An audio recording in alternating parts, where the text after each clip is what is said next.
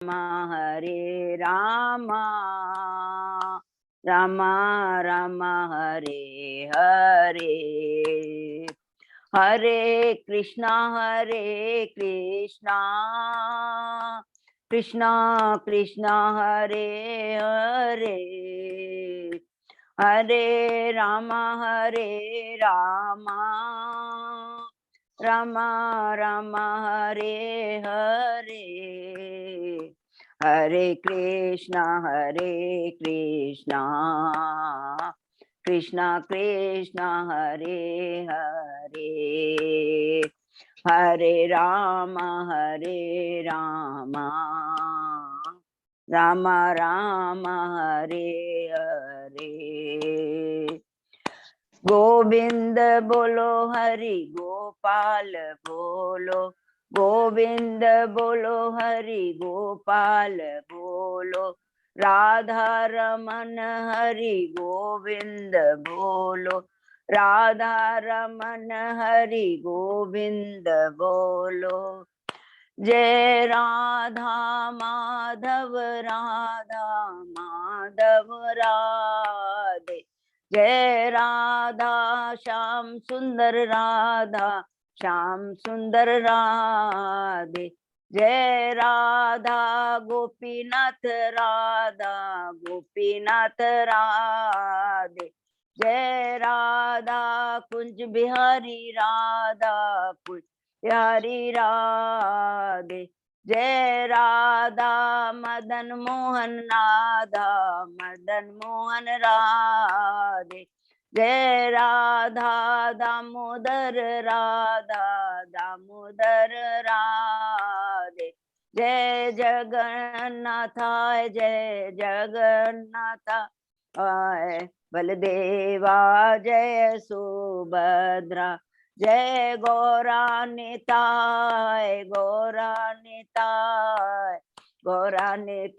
जय गौरानिताय, जय जय गुरुदेव गुरुदेव, जय जय प्रभुपाद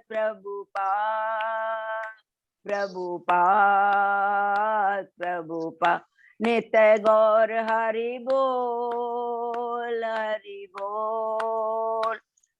बोल हरि नाम संकीर्तन की जय, शील प्रभुपाद की जय। हरि हरि बोल। बहुत बहुत धन्यवाद हेमलता माता जी को। हरे कृष्णा धन्यवाद अजय प्रभु। हरे कृष्णा धन्यवाद प्रणाम प्रभु। धन्यवाद प्रणाम सबको को। हेमलता माता ने बहुत सुंदर कीर्तन किया। हरे कृष्णा प्रभु जी धन्यवाद प्रणाम। मंजू माता और अजय प्रभु ने हम लोगों को बहुत अच्छे विग्रह, सुंदर सुंदर विग्रह को हमेशा दर्शन कराते हैं। ये बहुत बड़ी उनकी कृपा है। प्रभु को भी बहुत बहुत धन्यवाद। अभी हम लोग मंगलाचरण करते हैं। हरे कृष्णा धन्यवाद प्रणाम माता जी।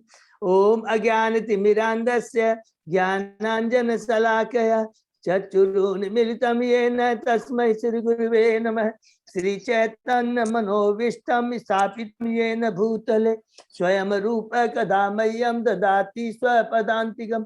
वन्देऽहं श्री गुरु श्री युगपदकमलं श्री गुरु वैष्णवांश्च श्री रूपं साग्रजातं सहगना रघुनाथान्वितं तं सजीवं स्वाद्वैतं सावभूतं परिजं सहितं कृष्ण चैतन्य देवं श्री राधा कृष्ण पादान सहगना ललिता श्री विशाखान्वितांश्च च नमो विष्णुपादाय कृष्ण प्रेष्ठाय भूतले श्रीमते भक्ति वेदांत स्वामिन इति नामने। नमस्ते सरस्वती देवे गौरवाणी प्रचारिणे निर्विशेषा शून्यवादी पाश्चात्य देश तारिणे वांछा कल्पतरुभ्यश्च कृपा सिन्धुभ्येव च पतितानां पावनेभ्यो वैष्णवेभ्यो नमो नमः। नमो महावदान्याय कृष्ण प्रेम पदाय कृष्णाय कृष्ण चैतन्य नामने गौरत्विषे नमः। हे कृष्ण करुणा सिंधु दीन बंधु जगतपते गोपेश गोपिका कांत राधा कांत नमस्तुते। तप्त कांचन गौरांगी राधे वृंदावनेश्वरी विश्वानुसुते देवी प्रणमामि हरिप्रिये। नीलांचल निवासाय नित्याय परमात्मने बलभद्र सुभद्रायां जगन्नाथाय ते नमः। जय श्री कृष्ण चैतन्य प्रभु नित्यानंद श्री अद्वैत गदाधर श्रीवासादि गौर भक्त बिंद मुखम करोति वाचालम पंगुलंगे गिम यत्कृपातम हम वंदे श्री गुरु दीन तारिणम परमानंद माधवम श्री चैतन्य ईश्वरम।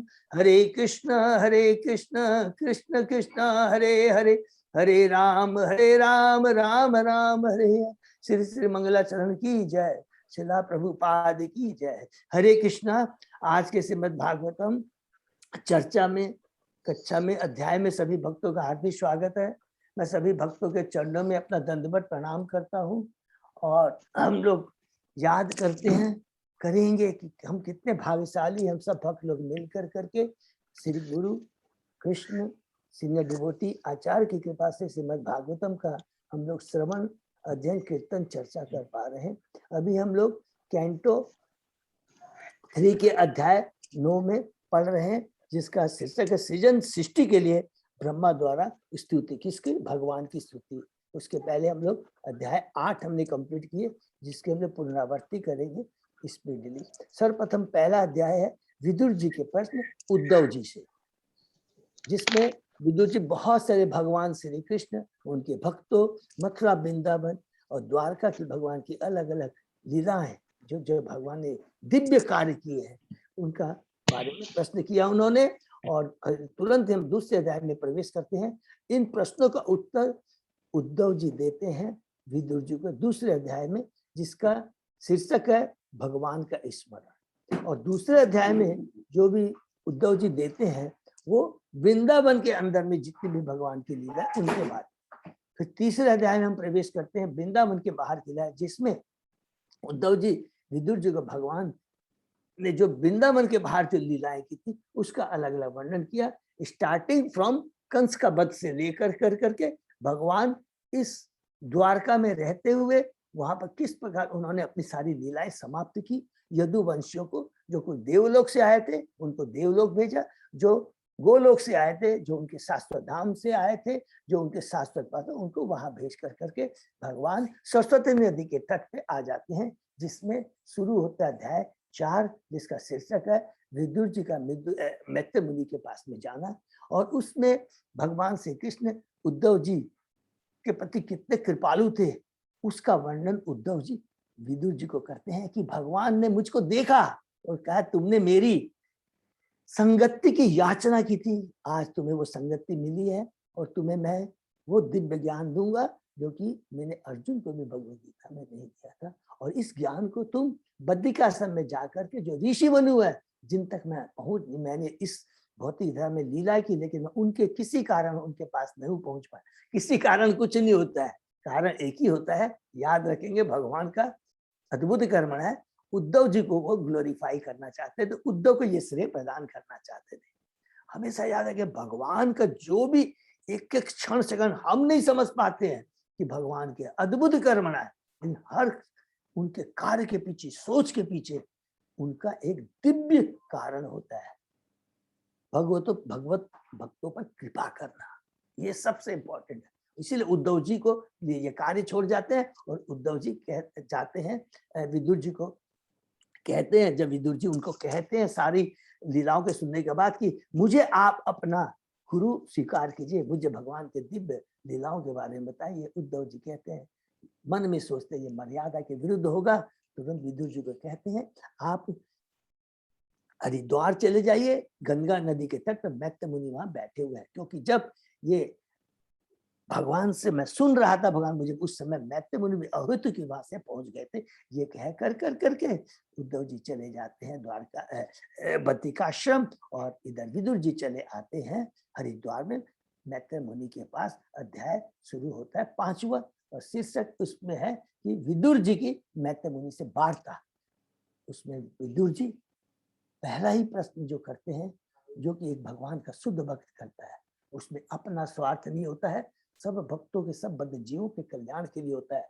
चाहे हम लोग पूरी भागवतम में देखेंगे, शौनक ऋषियों ने भी जो प्रश्न किया था, हम लोग कैंटो 1 से शुरू किए थे, कैंटो 1 के अंत में परीक्षित महाराज ने भी, जो कि मृत्यु शैया पर बैठे हो, फिर भी उन्होंने नहीं कि मेरा क्या होगा, नहीं, बद्ध जीवों के लिए ही पूछा और उसका ही जवाब। और यहाँ पर भी विदुर जी जो भगवान के शुद्ध भक्त हैं, स्वयं यमराज हैं, व्यासदेव जिनके पिता हैं, उन्होंने यही प्रश्न किया कि भौतिक जगत में जीव बहुत सारे भौतिक कार्य करता है और उन भौतिक कार्यों को करके उनसे सुख पाने का सुख पाने का प्रयत्न करता है, लेकिन उसे सुख नहीं मिलता है। और अभी भी हम लोग कैंटो 9 में पढ़ रहे हैं, पढ़ा है ना हम लोगों ने कि प्रहलाद महाराज जी का जो प्रभुपाद जी ने दिया है, चबाते एक ही चीज को हम चबा रहे हैं, तो क्या उसमें रस रहेगा? एक ही चीज को आप चबाते रहे, नहीं रस रहता है। तो वो बहुत सुंदर श्लोक हमने पढ़ा था 7वें अध्याय का 31, 31 3 श्लोक बहुत इंपॉर्टेंट है, हम लोग आगे जब जाएंगे तब पढ़ेंगे।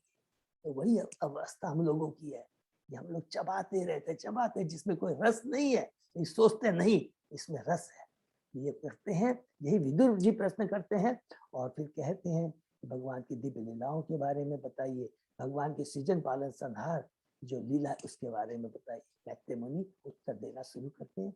उसके पहले विदुर जी को ग्लोरीफाई करते हैं नंबर 1, और उसके बाद बोलते हैं इस भौतिक जगत को बनाने का, क्रिएट करने का कारण बताते हैं।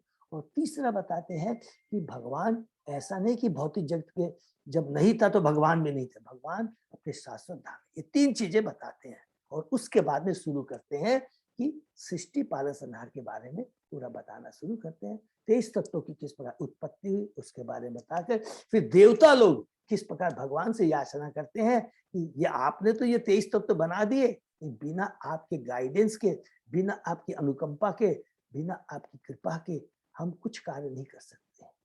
आप अपनी शक्ति हमें प्रदान करो। हम 6ठे अध्याय में प्रवेश करते हैं, विश्व रूपी सृष्टि, जिसमें भगवान देवताओं की याचना के अनुसार अपनी विभ्रष्ट शक्ति, जिसको हम लोग काल शक्ति बोलते हैं, जो बहिरान शक्ति को भेजते हैं, 23 एलिमेंट आपस में अमलगमेट होते हैं और विराट रूपी सृष्टि होती है।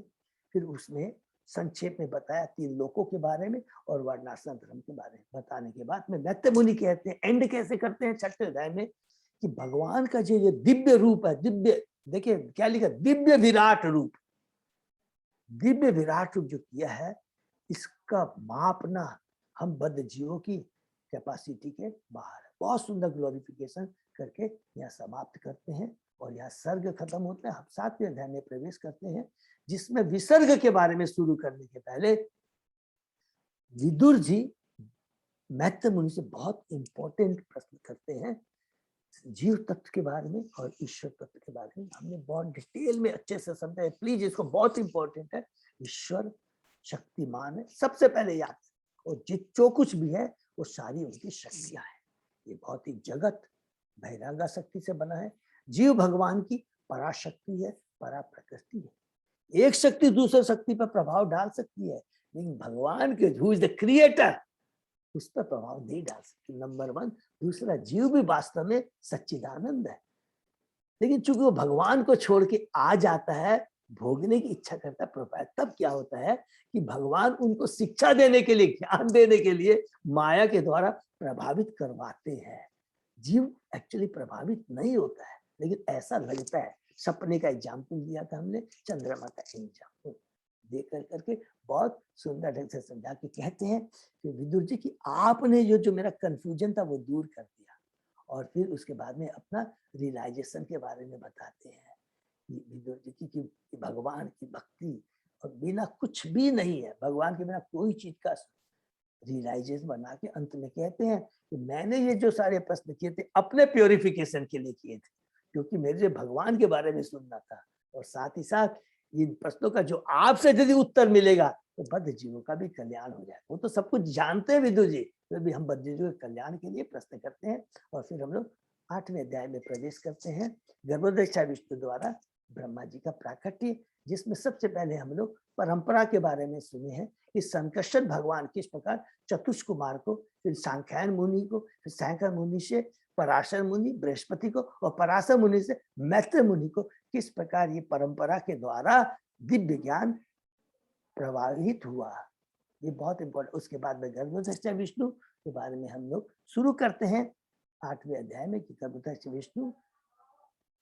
अपनी सैया के ऊपर में, शेषनाग की सैया के ऊपर में, अनंत शेष की सैया ऊपर में सोए हुए रहते हैं गर्भोदक्षाई सागर के अंदर में। गर्भोदक्षाई विष्णु जब ब्रह्मा जी का दिन होता है तो सारे जीव जो उनके अंदर में रहते हैं उन पर दृष्टि डालते हैं और वो प्रकट होते हैं। सर्वप्रथम ब्रह्मा जी की उत्पत्ति होती है। ब्रह्मा जी अपने प्रयास से जानने का प्रयत्न करते हैं, सफल नहीं होते हैं। फिर भगवान की 100 वर्षों तक तपस्या करते हैं तो भगवान उनके हृदय में प्रकट होते हैं। और भगवान का कितना सुंदर वर्णन है। शेषनाग सैया पर लेटे हुए हैं, उनका मुकुट का वर्णन, उनके हार का वर्णन, उनके दिव्य हाथ पांव का वर्णन, जिसकी सुंदरता मूंगे के जो पर्वत है उसकी नगण्य है। इस तरह का बहुत सुंदर ग्लोरिफिकेशन करके चंदन के वृक्ष से उनकी तुलना करते हैं। अलग अलग हमने पढ़ा, यहाँ पर समाप्त होता है। और अब ब्रह्मा जी चूंकि क्रिएट करने जा रहे, क्रिएशन करने के लिए जा रहे हैं, तो वो क्रिएशन के बारे में पूछने के पहले भगवान से प्रार्थना करते हैं। कहते हैं कि जो कुछ अगर वास्तविक में कुछ जानना है, ज्ञेय वस्तु माने जो जानने योग्य वस्तु है वो केवल कृष्ण है। वही गर्भोदक्षाय विष्णु सारे अवतारों के कर्णोदक्षाय विष्णु गर्भोदक्षाय सारे अवतारों के कारण है। और भगवान का साकार रूप है। मैं भगवान के साकार के रूप के प्रति आकृष्ट हुआ हूँ। और फिर बद्ध जीवों के बारे में बताते हैं कि बद्ध जीव किस प्रकार इस भौतिक जगत में कष्ट पाया जाता है। वो लोग अभागे हैं जो भगवान की भक्ति नहीं करते हैं, केवल भौतिक कार्यों में लगे रहते हैं और भूख प्यास से तीव्र ताप से वो ग्रसित होते रहते हैं। अरे इन सकाम कर्मों की तो बात छोड़ो, इवन जो योगी होते हैं वो भी केवल भौतिक जगत से छुटकारा पाने की चेष्टा करते हैं, लेकिन भगवान की भक्ति से नहीं जुड़ते हैं। अंत में पुनः इन्हें इस भौतिक जगत में ही आना पड़ता है। उसके बाद में कहते हैं कि आप जिसको सकाम कर्म की भी इच्छा है उसको भगवान की ही भक्ति करनी चाहिए। फिर बहुत सुंदर हमने पढ़ा कि ये जो सृजन पालन संहार की ये जो क्रिया है, ये जो लीला है, इसमें गर्भोदक्षाय विष्णु दिव्य आनंद का अनुभव करते हैं। जिस प्रकार भगवान श्री कृष्ण वृंदावन में गोपियों के समय रास लीला कर करके आनंद करते हैं। कोई अनजाने में भी अगर भगवान का नाम लेता है, अजामिल का एग्जाम्पल दिया था, तो उसका कल्याण हो जाता है। आप बद्ध जीवों का कल्याण करने के लिए किसी भी रूप में आ जाते हैं, मनुष्य रूप में भी, पशु रूप में भी और जलचर के रूप में भी आ जाते हैं। इस प्रकार प्रार्थना करने के बाद में ग्लोरिफिकेशन करने के बाद, सॉरी नॉट प्रार्थना, फिर अब प्रार्थना करते हैं। ब्रह्मा जी प्रार्थना करते हैं कि ये मैं बहुत सृष्टि का कार्य, सेकेंडरी सृष्टि विसर्ग का कार्य शुरू करने के लिए जा रहा हूं। हे प्रभु मुझ पर कृपा करें। आप ये 6 ऐश्वर्य से युक्त इन जीवों के परम भक्त हेतु सबों का पालन पोषण करते हैं। हे प्रभु मुझ पर कृपा करे जिससे पहले की तरह सृजन करने की आत्मप्रतिष्ठ शक्ति से युक्त हो। क्योंकि मुझे बार बार ये क्रिएशन करना पड़ रहा है ना, क्योंकि जब ब्रह्मा जी का दिन होता है तो क्रिएशन होता है, जब रात होती है तो वो गर्भोदक्षाय विष्णु में चले जाते हैं, फिर दिन होता है तो ब्रह्मा जी को ये सेकेंडरी क्रिएशन का काम करना पड़ता है। इसीलिए उनके लिए बार कहते हैं कि मुझ पर कृपा हो। मेरी यही विनती है कि भौतिक जगत के सृजन कार्य में वे मुझे अपनी सेवा में लगा दे और मैं अपने कर्मों द्वारा भौतिक रूप से प्रभावित न हूँ। क्योंकि सृजन का जो कार्य याद रखेंगे, बहुत इंपॉर्टेंट चीज है। कितना कि हमने पढ़ा था ब्रह्मा विष्णुमय। सृजन का कार्य कौन करते हैं? ब्रह्मा जी, वो रजोगुण से होता है। पालन का कार्य को करते हैं विष्णु, करते हैं वो सतोगुण से होता है। और संहार का कार्य शिव करते हैं जो तमोगुण से। तो रजोगुण वाला जो कार्य है ना, बहुत डेंजरस है। आप पूरा भागवतम में पढ़ेंगे रजोगुण ही मनुष्य को किस प्रकार प्रभावित करता है। I am the creator, I am the proprietor, I am the enjoyer, I am the controller, ये भावना आती है। इसीलिए वो कहते हैं ब्रह्मा जी कि मैं रजोगुण वाला कार्य करने जा रहा हूं, तो कृपा करके ध्यान रखे कि सृष्टि होने की मिथ्या प्रतिष्ठा त्यागने में सफल हो चुकी, कि वास्तव में तो सृष्टि आप कर रहे हैं, मैं नहीं कर रहा हूं, और ये भाव मेरे अंदर में नहीं आ जाए। तो इस प्रकार की अलग प्रार्थना करने के बाद में, उसके बाद में 29वें श्लोक से भगवान कहना शुरू करते हैं। बहुत सुंदर है। भगवान कहते हैं, हे ब्रह्मा, हे वेद गर्भ, क्योंकि वो भगवान के नाभि से उत्पन्न हुए हैं, तुम सृष्टि करने के लिए न तो निराश हो और न ही चिंतित। तो तुम जो मुझसे मांग रहे हो वो ऑलरेडी मैंने तुम्हें दे दिया है। हरि बोल। तो जब हमको कोई सेवा मिलती है, यही सबसे बड़ी कृपा है, ये नोट कर लेंगे। और जब सेवा करते समय जैसे ब्रह्मा जी मांग रहे हैं कि मेरे को अपनी औकात मालूम होनी चाहिए। औकात क्या है? पहली चीज कि ये उत्तरदायित्व जो मुझे दिया गया है, इस कार्य को करने में मेरी कोई योग्यता नहीं है। ये सारी जो योग्यता है भगवान से ही मिलता है। और अपने कर्तव्य के सफलता संपादन के लिए भगवान की कृपा के लिए हमेशा लालायित रहना। हर क्षण कृष्णा तुमने ये दायित्व दिया, ये आपकी कृपा है, लेकिन इसको मैं एग्जीक्यूट जो करूंगा उसके लिए जो डायरेक्शन है, उसके लिए जो योग्यता है, उसके लिए जो बुद्धि है, वो आपसे ही मिलेगी। आपके बिना मैं कुछ नहीं कर सकता। तो भगवान कहते हैं कि है ब्रह्मा, तुम्हें सब कुछ ऑलरेडी मैंने दे दिया है। और वो किसने दिया है? क्योंकि तुमने मेरी भक्ति की है, तुमने मेरी याचना की है, तुमने मेरी पूजा की है। पूजा ही मेरी प्रति भक्ति ही मेरी, वही तप मेरी आत्मा है, वही मेरा हृदय है। याद हमको दूसरे कैंटो को नववेदात में भी भगवान विष्णु ब्रह्मा जी को यही बात बोलते हैं और कहते हैं जब ये तुम्हारी ऐसी सोच होगी, जब तुम सृजन करने जा रहोगे, तो दो चीज तुम देखोगे। हर चीज को तुम मुझ में देखोगे और मुझ में हर चीज को देखोगे। बहुत सिंपल चीज है, माने हर जगह केवल तुम मुझको ही देखोगे। और उसके बाद में कल हम लोगों ने जो पढ़ा उसमें कहते हैं, बहुत इंपॉर्टेंट चीज है ये वाला, मैंने 33वां श्लोक में कहते हैं, हे ब्रह्मा, जब तुम स्थूल और सूक्ष्म शरीरों के विचार से मुक्त हो जाओगे तथा तुम्हारी इंद्रिय प्रकृति के सारे प्रभावों से मुक्त होगी, तब तुम मेरी संगति में अपने शुद्ध रूप की अनुभूति कर सकोगे। शुद्ध रूप में, शुद्ध रूप का मतलब हुआ कि हमारी जो कॉन्शियसनेस है कभी भी क्या बोलते दूषित नहीं होगी।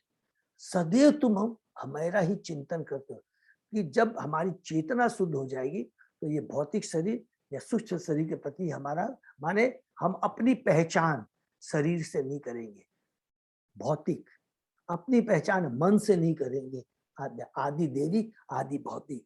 और उस समय जितनी भी तुम्हारी इंद्रियां हैं वो अपने भोग के लिए नहीं, भगवान की मेरी तुष्टि के लिए लगी रहेगी। ये भगवान खुद बोलते हैं। तुमने जनसंख्या बढ़ाने का जो दायित्व लिया है, इस काल में तुम्हें कोई बाधा नहीं आएगी, क्योंकि सभी कालों में तुम पर मेरी अहेतु कृपा बनी रहेगी। कितना बढ़िया, यहाँ पर एक इम्पोर्टेंट कल डिस्कस करना भूल गए। तुमने ये जो कार्य लिया है सृष्टि को बढ़ाने का कार्य है, दिखने में भौतिक लगता है लेकिन ये आध्यात्मिक है। सिंपल नोट कर लेंगे, जो भी कृष्ण के आदेश के अनुसार कार्य किया जाता है वो कभी भी भौतिक नहीं होता। अर्जुन युद्ध कर रहा है, दिखने में लग रहा है वो संहार कर रहा है, लोगों को मार रहा है, लेकिन ये कृष्ण का आदेश है। तो उस कृष्ण का आदेश आध्यात्मिक भौतिक कार्य नहीं होता, नंबर 1। और दूसरा, उस कार्य में सर्व जीवों के कल्याण का भाव रहता है। ये दो चीज हमेशा याद है। फिर कहते हैं और इस कार्य में पाप में रजोगुण फटक भी नहीं पाएगा। हरि बोल। तुम जो रजोगुण वाला कार्य कर रहे हो, लेकिन रजोगुण के प्रति जो जीवों में जो आती है प्रोप्राइटरशिप की, कंट्रोलरशिप की, जिसको पापपूर्ण इच्छाएं तुम्हारे में, जितना भी रजोगुण से ही सभी पापपूर्ण इच्छाएं उत्पन्न होती हैं और वही हमें तमोगुण की तरफ ले जाता है, वही हमें इस जगत में बार बार लेके आता है। ये बहुत इंपॉर्टेंट है। फिर कहते हैं मैं बद आत्मा द्वारा सरलता से किए नहीं हूं। मेरा शरीर किसी भौतिक वस्तु से नहीं बना हुआ है। मैं कोई साधारण सरलता से गे नहीं हूं।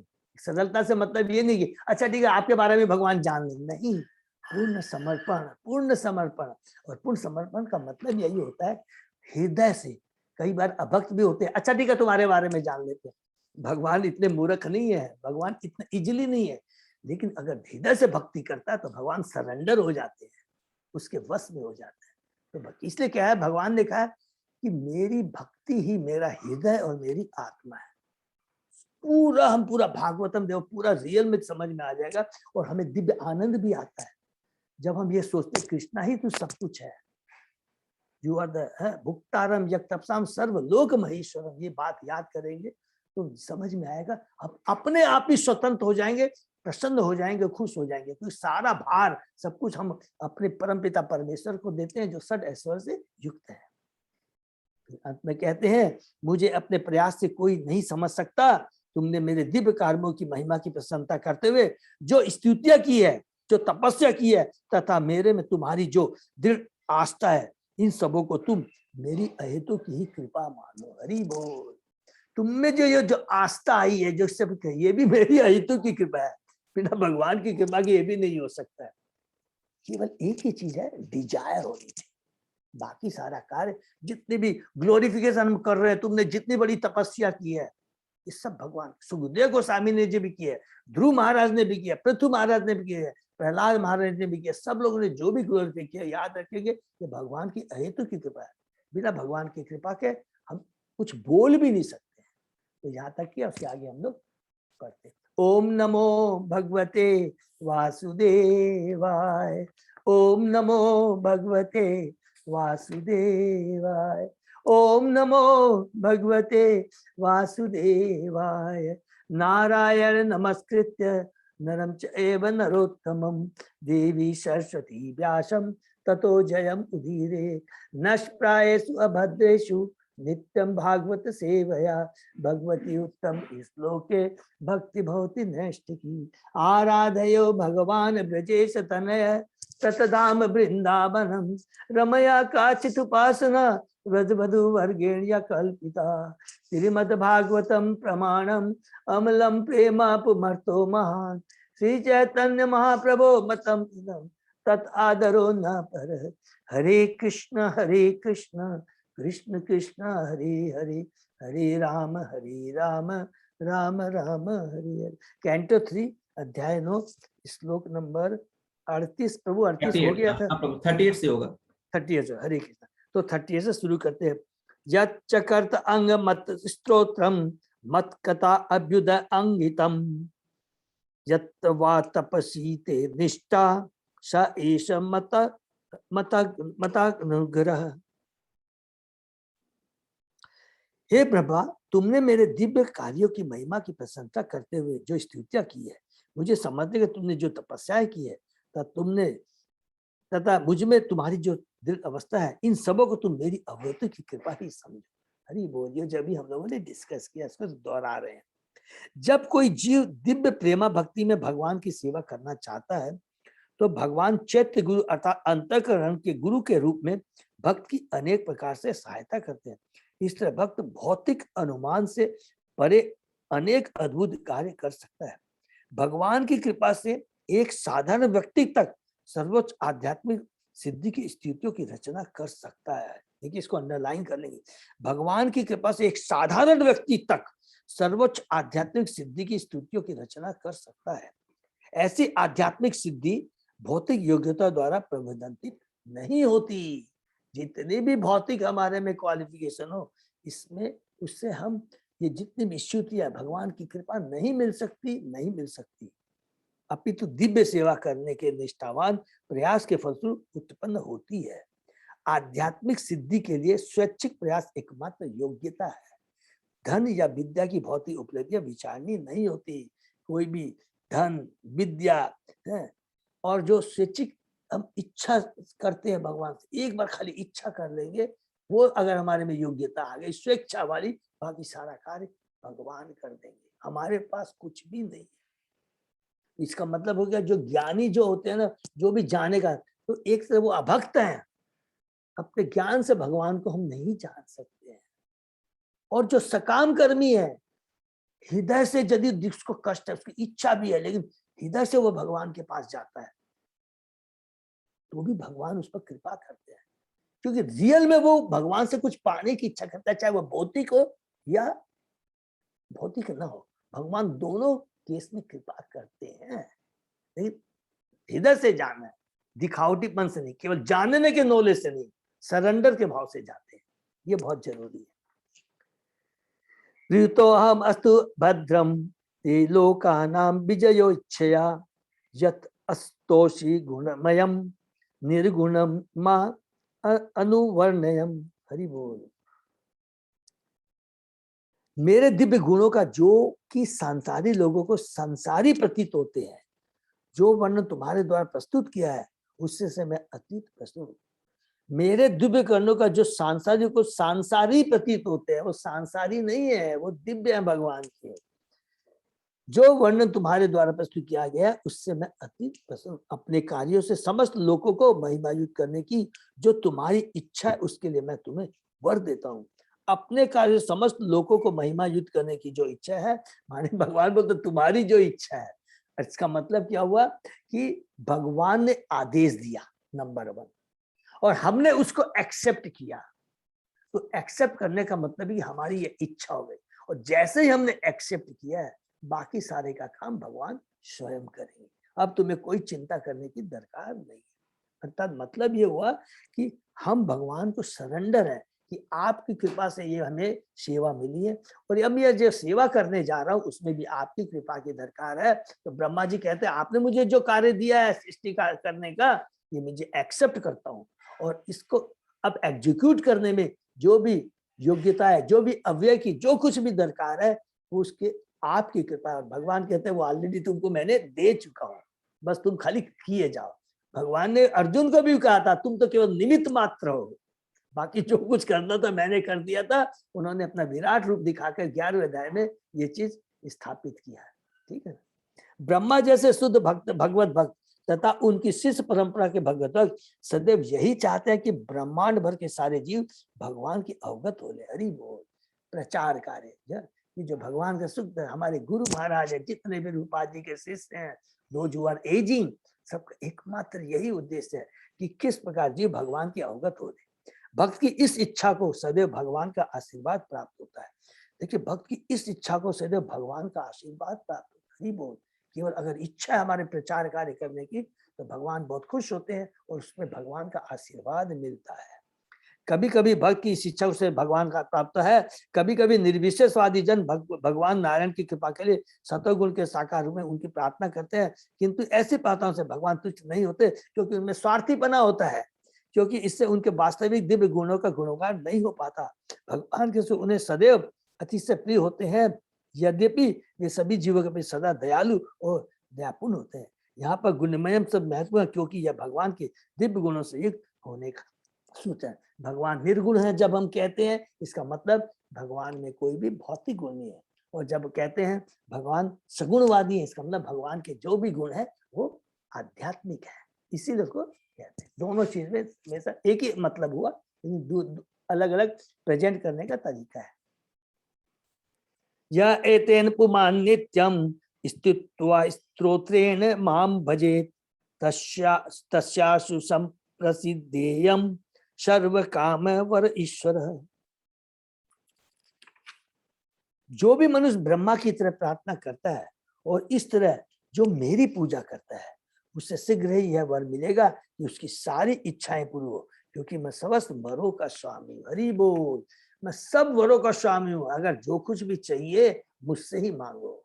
ये भगवान कहते। हरि बोल। ब्रह्मा द्वारा की गई स्तुति को कोई भी ऐसा व्यक्ति जो अपनी इंद्र तृप्ति करने का इच्छुक है नहीं कर सकता है। ऐसी स्तुति का चुनाव ऐसा व्यक्ति ही कर सकता है जो भगवान की सेवा करके उन्हें तुष्ट करना चाहता है। भगवान दिव्य प्रेमा भक्ति विषय समस्त इच्छाएं निश्चय पूर्ति करते, किंतु वे अभक्तों की संकों को पूरा नहीं कर सकते, भले ही ऐसे आकस्मिक भक्तजन सर्वोत्कृष्ट प्रार्थना क्यों न करे। हरि बोल। जितने भी हैं जो अभक्तगण है, भले ही इधर से है कि जानने की इच्छा है, कुछ भी है, लेकिन भक्ति नहीं है, भक्ति बिना भगवान हमें जरा भी कृपा नहीं करे। सकाम हमने अभी डिस्कस किया, इवन सकाम कर्म की इच्छा है, भक्ति भाव से जाना पड़ेगा, बहुत इंपॉर्टेंट, तब भगवान कृपा करेगा। पूर्तेन तपसा यज्ञे दाने योग समाधिना राद्रम निश्रेय संपुंसाम मत प्रीति तत्त्ववित मतम। दक्ष अध्यात्मवादियों का यह मत है कि परंपरागत सत्कर्म, तपस्या, यज्ञ, दान, योग, कर्म, समाधि आदि संपन्न करने का चरम लक्ष्य मेरी तुष्टि का आह्वान करना है। हरि बोल। जो दक्ष माने जो निपुण है अध्यात्म का यह मत कि जो भी सत्कर्म, तपस्या, यज्ञ, दान, यद करोसी यद नासी यद हुसी ददासी यद, समाधि आदि संपन्न करने का चरम लक्ष्य मेरी तुष्टि का आह्वान करना, मेरी तुष्टि के लिए होना चाहिए जो कुछ भी है। तो हम कर्म बंधन में नहीं बंधेंगे, भक्ति में आ जाएंगे और हम 3 गुणों से मुक्त हो जाएंगे। हम लोग स्वतंत्र हो जाएंगे, स्वराट हो जाएंगे जैसे भगवान है।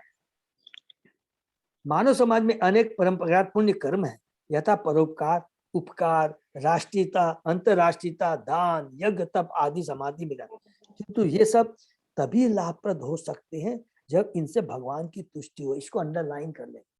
जब भी कोई भी हमसे कोई प्रश्न करता है, ये बहुत इंपॉर्टेंट पॉइंट है, ये प्रीचिंग में हमको बहुत काम लगेगा। अरे मैं भी तो वो कर रहा हूँ, परोपकार कर रहा हूँ, राष्ट्र देश का कर रहा हूँ, दान कर रहा हूँ, यज्ञ कर रहा हूँ, तब समाधि में लगा हूँ।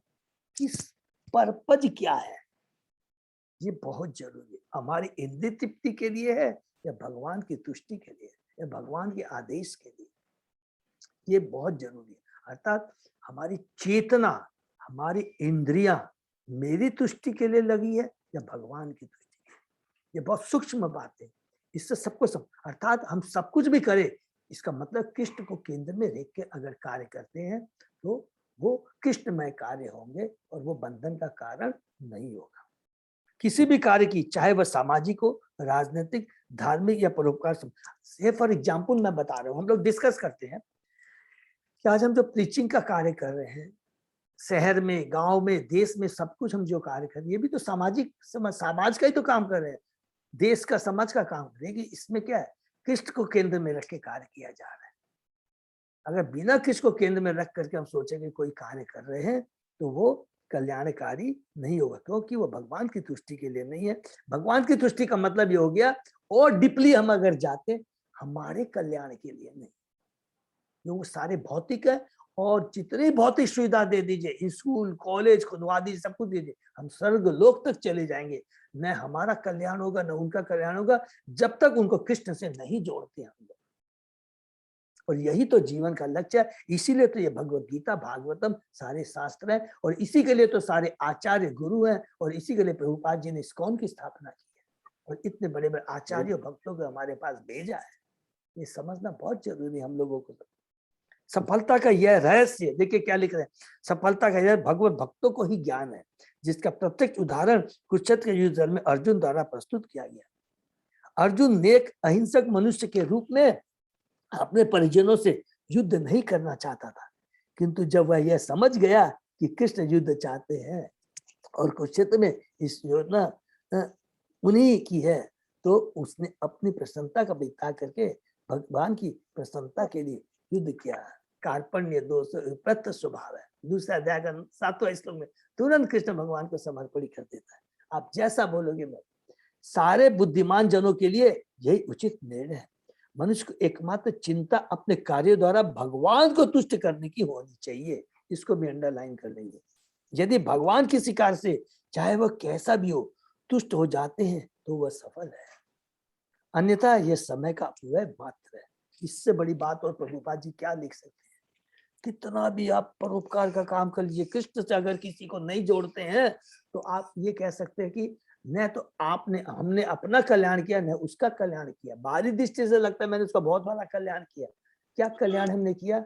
अगर उसको ये नहीं बता पाए कि तुम कौन हो, भगवान कौन है, तुम्हारा भगवान से क्यों संबंध है, ये भौतिक जगह में ये जो कष्ट पा रहे हो, आज तुम्हारे पास रोटी नहीं है, कपड़ा नहीं है, ये कष्ट क्यों पा रहे हो, इसके बारे में नहीं बता सके, ये भौतिक जगत क्या है, ये दुख है, इसके बारे में नहीं बता सके, तो हमने क्या कार्य किया? क्या हमने समाज के लिए, क्या देश के, किसके लिए क्या कार्य किया? ये बहुत जरूरी जाना है। ये समय का अपव्यय मात्र है।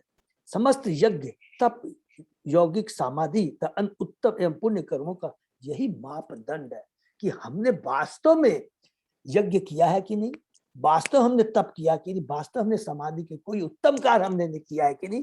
वो उसकी मेजरमेंट, उसकी माप तभी होगी अगर वो कृष्ण से संबंधित है कि नहीं।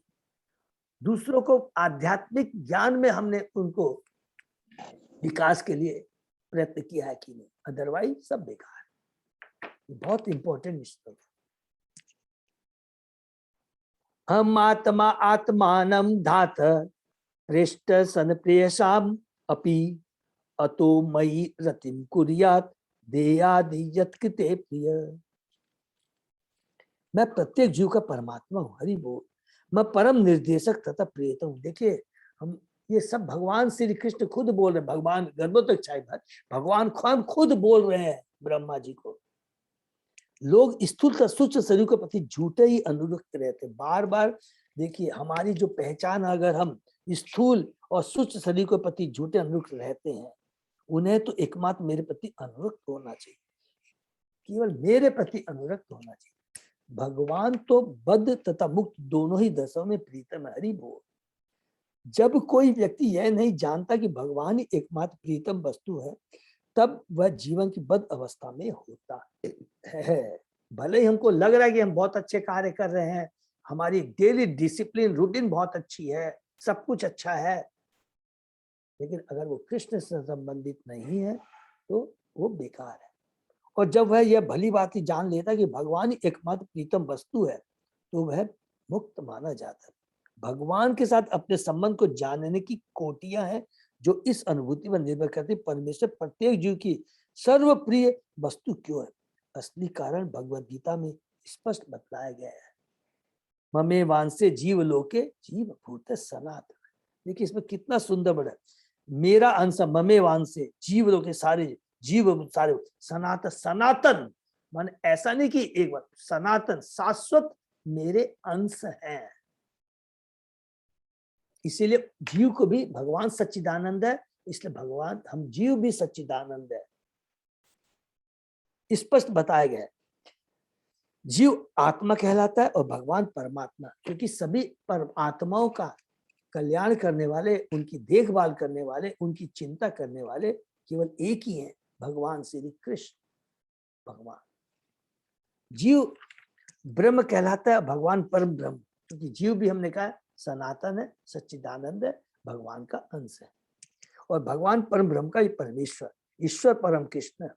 जीव बदात्मा को आत्म साक्षात्कार नहीं हुआ, जिन बदात्माओं को आत्म साक्षात्कार नहीं हुआ होता, वे भौतिक देह को ही सर्वप्रिय मानते हैं। तब सर्वप्रियता का विचार केंद्रीभूत तथा विस्तृत दोनों रूप में सारे शरीर में फैल जाता है। अपने शरीर तथा इसके विस्तारों तथा यथा संतानों तथा संबंधों के प्रति अनुरक्ति वस्तुतः असली जीव के आधार पर विकसित होती है। जब असली जीव शरीर में से बाहर चला जाता है तो सर्वप्रिय पुत्र तक का शरीर आकर्षक नहीं लगता। देखिए कितनी सूक्ष्म बातें लिखी है कि वास्तव में अगर हम कोई भी सोचते कि मेरा पुत्र है, ये वास्तव में बहुत सूक्ष्म में जाएंगे तो उस पति पुत्र जो भी है उसके अंदर जो बैठा हुआ जीव है, वास्तव में हमारा प्रेम उसके सही है। और ये प्रेम स्वाभाविक है, क्योंकि जीव जो प्रेम है, क्योंकि ये प्रेम भगवान से ही आता है।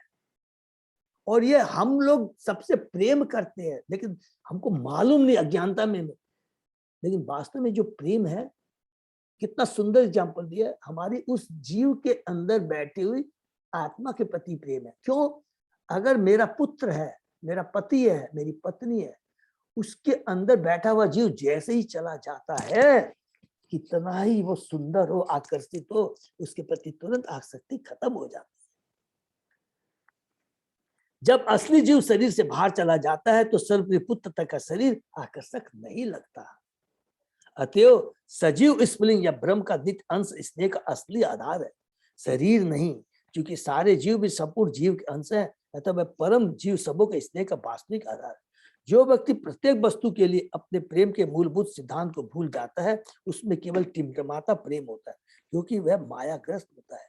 जो माया के सिद्धांत से जितना ही अधिक प्रभावित होता है, वह प्रेम के मूल सिद्धांत से उतना ही विरक्त रहता है। जब तक कोई व्यक्ति भगवान की प्रेमाभक्ति में पूर्णता पूर्ण नहीं होता, तब तक वास्तव में किसी वस्तु से प्रेम नहीं कर सकता। इवेन किसी वस्तु से प्रेम नहीं कर सकता। देख कितनी बड़ी ये बात लिखा है। इवेन ये हम लोग कोई भी चीज यूज कर रहे हैं, इसके प्रति हमारा प्रेम है। ये प्रेम इसलिए क्योंकि ये भगवान की है, भगवान ने सब कुछ बनाया है।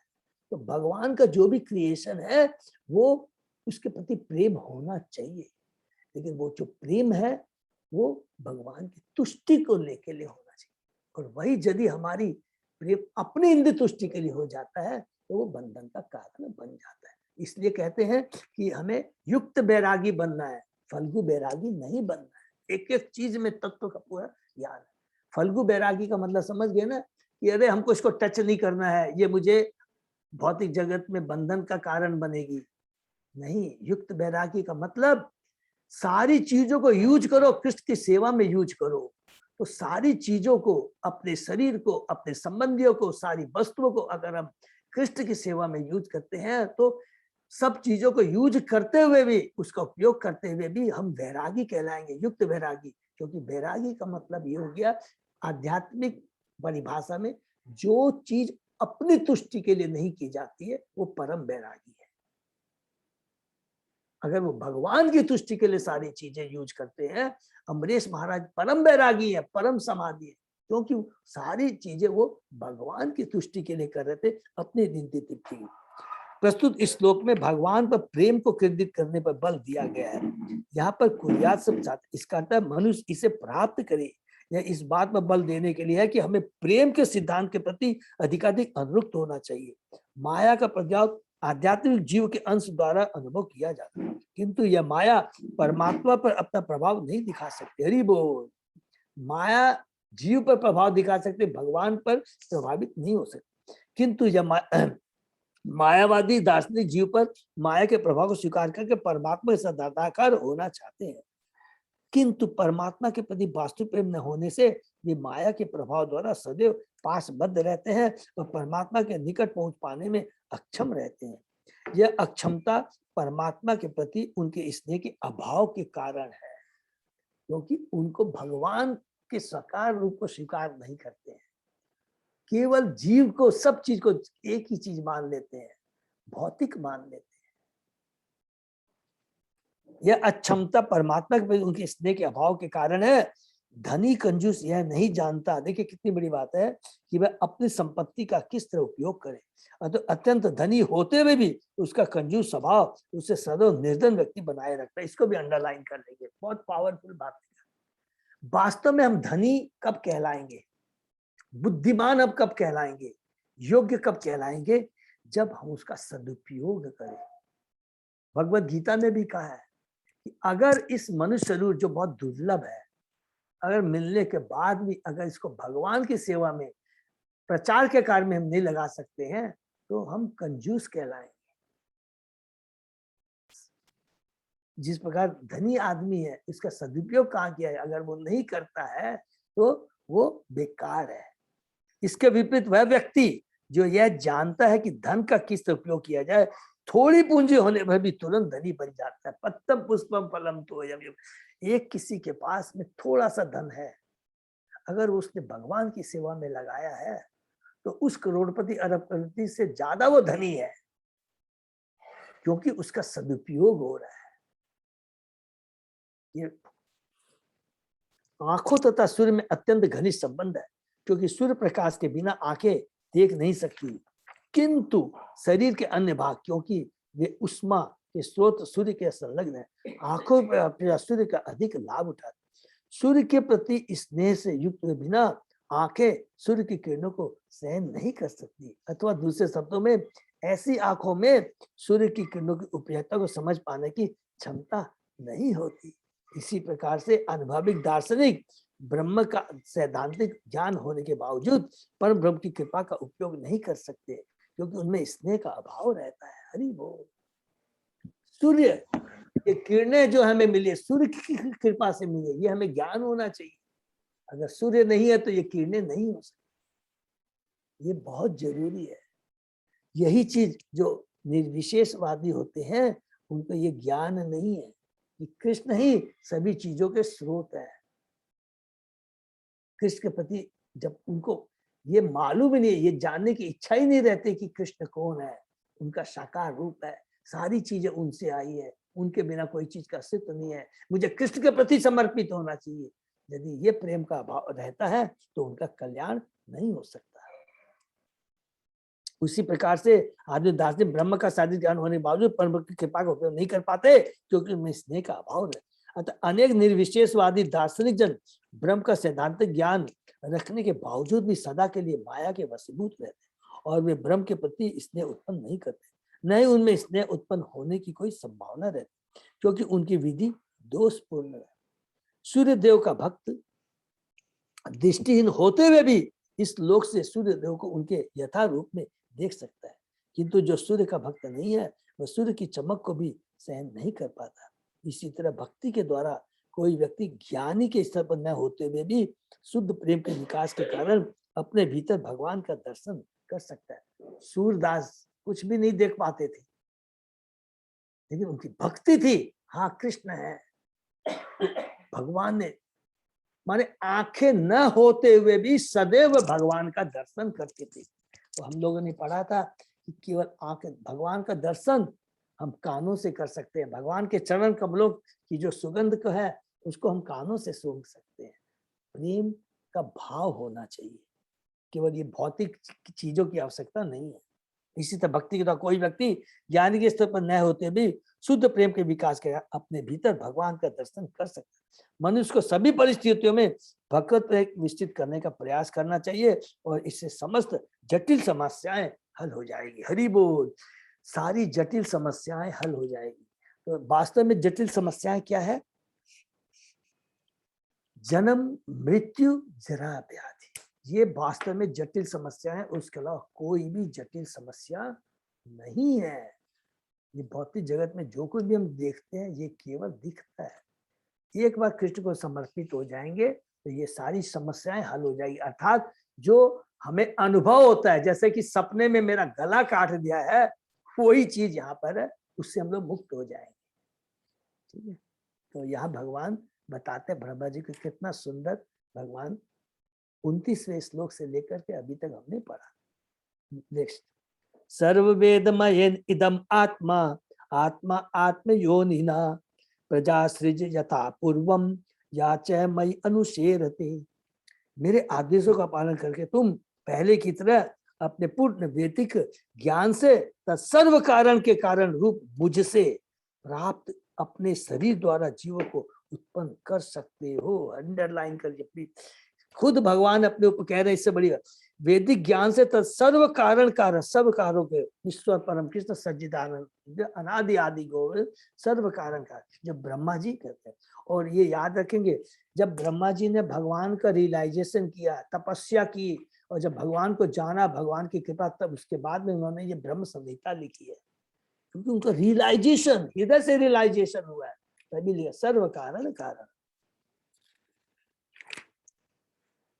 मैत्रेवाच तस्मे एवं जगत सृष्टे प्रधान पुरुष ईश्वर भयोजिदम स्वेन रूपेण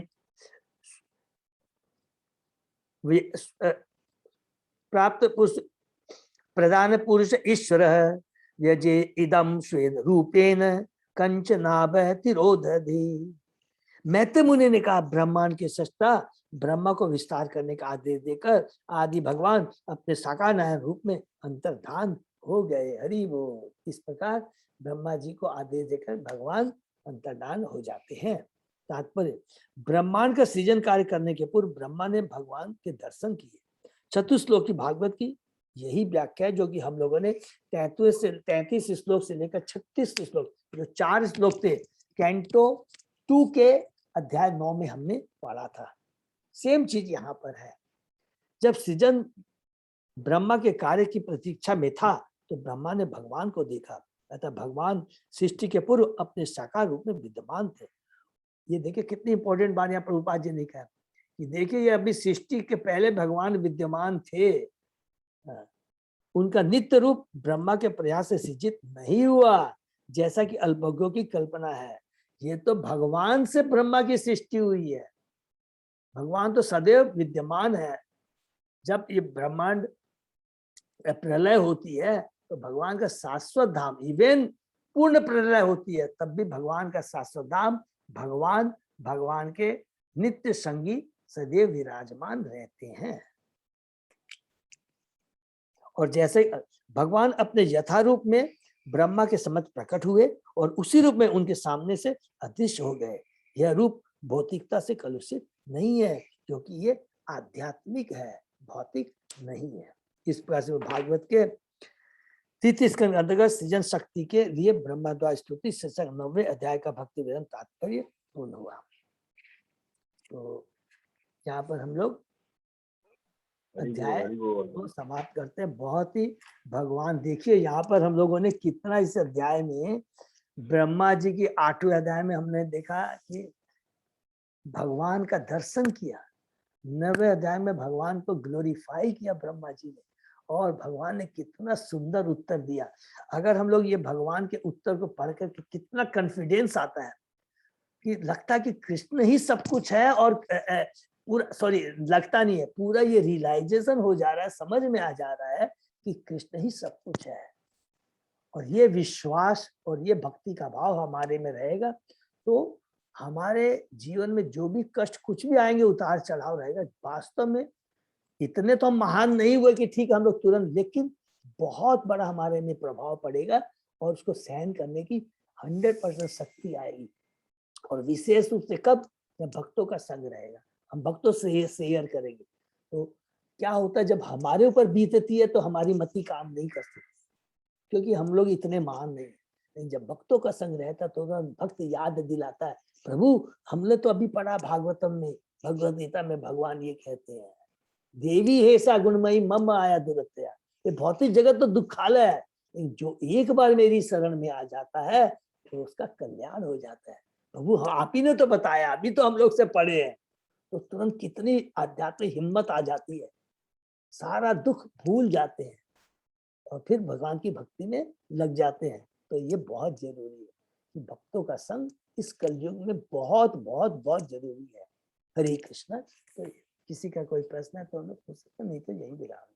प्रभु जी, हाँ बहुत ही है। मेरे आप संग भी ऐसा ही हुआ है। मैं ना इतनी रिजर्व में आ गई थी ना, तो इंदु माता जी और संगीता माता जी ने मेरे को वापस भक्ति में लेके आई है, नहीं तो मैं भक्ति छोड़ देती अभी। देखिए माता जी ने कितना फ्रैंकली अपना रियलाइजेशन सरोजिनी रोहिणी माता जी ने कहा, ये होता है, ये ऐसा नहीं है कि मैं हर जीव के संग में हो रहा है, क्योंकि भगवान कह रहे हैं कि भगवान निमित्त बनाता है किसी को, भगवान भक्तों को निमित्त बनाता माता जी, निमित्त, हाँ जी, केवल भक्तों को ही माने।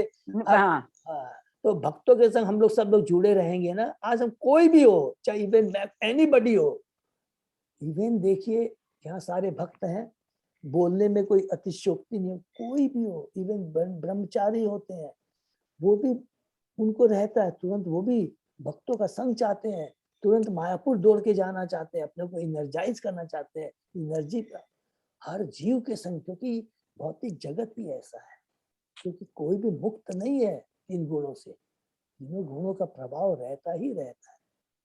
और लेकिन वास्तव में वो नहीं है, जो कि अभी हमने पढ़ा, लगता है ऐसा, लेकिन उसमें क्या होता है, हमारी भक्ति छूट जाती है, हम भक्ति से च्यूत हो जाते हैं। तो इसका ध्यान के, इसको बनाए रखने के लिए भक्ति नहीं छूटे, 16 माला का हमारा जप होता रहे, ये जो हम श्रवण कर रहे हैं, कीर्तन कर रहे हैं, ये होता रहे, और भक्तों का संग भी होता रहे प्रभु जी। हाँ माता जी, बिना भक्तों के संग ये दोनों चीज नहीं होगी, बिल्कुल दोनों चीज नहीं होगी। सब बिल्कुल, कितना ही प्लानिंग कर लीजिए, भक्त ऐसे ऐसे प्लानिंग कर रहे, अरे आज तो इसी में पूरा समय बीत गया। अब भक्तों का संग बहुत खतरनाक है माता जी, बहुत, वो विष के संग। हरे कृष्ण। हाँ प्रभु जी। हाँ प्रभु जी, इस चैप्टर में ये जो एक बात बोली गई है ना कि भाई बस आप जो है एक इच्छा कीजिए, आप भक्ति में आने के लिए, हाँ, फिर ईश्वर अपने आप जो है सारा काम करते हैं। हरि बोल। यस प्रभु। तो प्रभु जी, ये तो मेरे साथ में भी वही है कि वो एक्चुअली में कलकत्ता छोड़ने के बाद जो है ना, हाँ, फिर हमारा तो ये सब बंद हो गया हमारा तो। हाँ प्रभु। लेकिन हमारी बड़ी इच्छा थी हमारी। हरि बोल।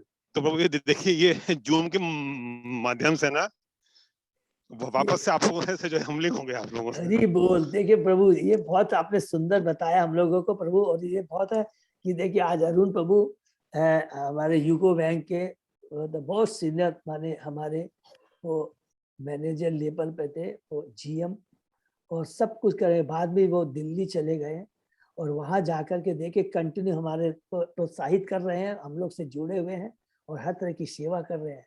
देखिए जब हुआ गीता का हुआ, हमारे भागवतम को आप प्रभु जी मेरा कर दीजिए, प्रभु आपने ज्यादा क्यों भेज दिया मेरे को, अरे प्रभु अभी तो गीता वो आ रहा है ना, गीता जयंती आ रही है, उसमें भी तो लगेगा। अरे प्रभु जी, देखिए प्रभु जी, ये तो खैर तो वो मैं भूल नहीं सकता। क्या बोल, देखिए ये तो सब भौतिक बातें हैं ये। नहीं भौतिक नहीं है प्रभु, इसको भौतिक, ये इसको हम लोग करेक्शन करेंगे, भौतिक नहीं है प्रभु, ये आध्यात्मिक है।